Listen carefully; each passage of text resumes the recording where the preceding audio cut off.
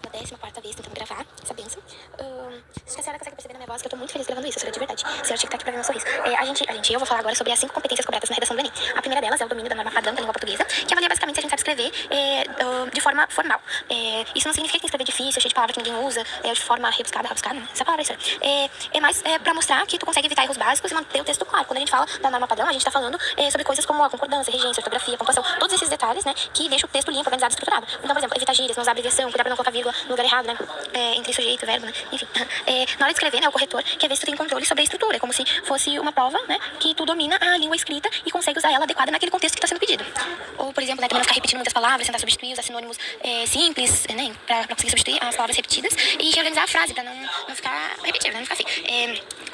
Porque às vezes até a frase tá com as palavras certas, mas a estrutura fica confusa, é muito longa, se a pontuação é adequada, não dá várias voltas, não diz nada, né? Então essa é a primeira competência, que é pra mostrar que tu escreve bem, sem exagero, estruturadinha, né? Da forma formal e adequada no contexto que a redação do Enem tá te exigindo. A segunda competência é compreender o tema e não fugir dele, não tangenciar.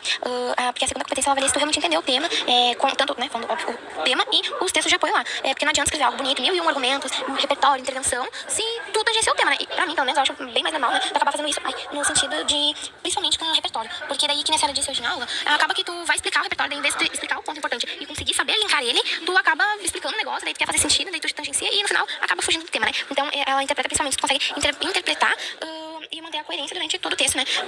Apresentar o problema, contextualizar, desenvolver o assunto de forma clara, né? Começar introduzindo a ideia principal, mostrando que tu sabe o que está sendo discutido, o que está sendo exigido pra te falar, né? No caso, escrever. Que daí é muito bom, né? Pra manter essa competência 2, né? Número 2. Também, no caso, usar os repertórios. Que são referências, dados, exemplos, livros, filmes, notícias, que ajuda a aprofundar o tema e tu conseguir linkar e explicar o que tu tá tentando desenvolver e falar a partir dos textos e de apoio e do tema da redação. A terceira competência é a organização dos argumentos e a qualidade da argumentação. Se tu sabe organizar suas ideias, construir os argumentos, tu consegue defender a tua opinião usando explicações, exemplos, comparações, né? Referências que sustentam aquilo que tu tá falando. Tu não pode só jogar as coisas lá pra dentro, né? Tu tem que fazer com que tudo faça sentido. É muito importante que tudo aquilo que tu, né, cite, fale ali, tenha início, meio e fim, né? Que não fique nada em aberto, que tu consiga juntar tudo, né? Que consiga fazer sentido pra tirar uma nota. A quarta competência é a coesão e conectores, que é sobre os nexos. Se a tua conexão, ela tá bem conectada e estruturada, tipo, o nexo do D1, do D2, né? É importante nessa competência evitar as repetições desnecessárias. Não só de palavras, mas também das ideias, né? Saber organizar elas, enfim. Porque isso prejudica a fluidez e deixa o texto cansativo, né? Não deixa ele claro, né? A competência número 5 é a proposta de intervenção, né? Que tu tem que dar uma proposta de intervenção, uma solução que tu acha que consegue solucionar o problema que está sendo discutido. Essa parte precisa ser completa, detalhada e respeitar, né, os direitos humanos. Não é só dizer, e o governo que tem que melhorar, né? Tu tem que apresentar a tua proposta apresentando quem que vai fazer isso, o agente, como que vai fazer isso, a ação e de que modo ou meio, né, vai fazer a finalidade